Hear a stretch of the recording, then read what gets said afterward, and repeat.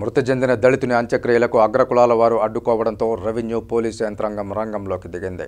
తిరుపతి జిల్లా సత్యవేడు మండలం మాదనపాలెం అరుంధతి వాడకు చెందిన రాగిపట్టు సుందరయ్య నిన్నటి రోజు మరణించారు.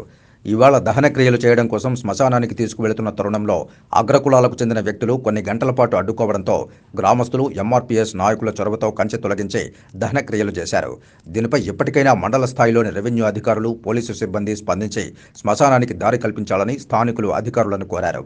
80 ఏళ్లుగా ఈ ప్రాంతంలో దళితవాడ ఉన్న శ్మశాన వాటికకు పోయేందుకు దారి లేక దళితులు ఇబ్బంది పడుతున్నారని, ఏకనైనా రెవెన్యూ శాఖ అధికారులు చొరవ తీసుకుని ఈ శ్మశాన వాటికకు దారి ఏర్పాటు చేయకపోతే రానున్న రోజుల్లో నియోజకవర్గంలోని దళితులంతా ఏకమై ఎంఆర్ఓ కార్యాలయాన్ని ముట్టడించి తమకు న్యాయం జరిగే వరకు సమ్మె నిర్వహిస్తామని వారు రెవెన్యూ శాఖ అధికారులను హెచ్చరించారు. తిరుపతి జిల్లా సత్యవేడు మండలం మాదనపాలెం అరుంధతి వాడకు సంబంధించి రాగిపట్టు సుందరయ్య అనే వ్యక్తి మరణించడం జరిగింది.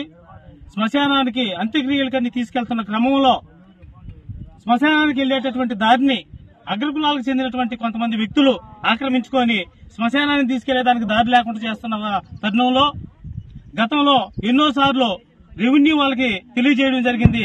కానీ రెవెన్యూ వాళ్ళు గతంలో వచ్చి దారి ఏర్పాటు చేయడం జరిగింది.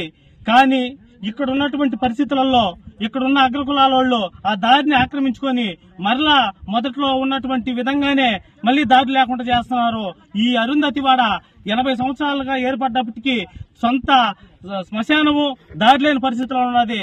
దీనిపైన ఉన్నటువంటి సత్యవేడు మండలంలో ఉన్నటువంటి రెవెన్యూ వాళ్ళు గాని, పోలీస్ శాఖ వాళ్ళు గాని దీని మీద తగిన చర్యలు తీసుకొని త్వరితగతిన ఈ పనులు చేయని పక్షంలో ఈ మండలంలో ఉండేటటువంటి దళిత సంఘాలన్నీ కూడా సరే మీ తహసీల్దార్ ఆఫీసుని అడ్డుకునే ప్రయత్నం చేస్తాము.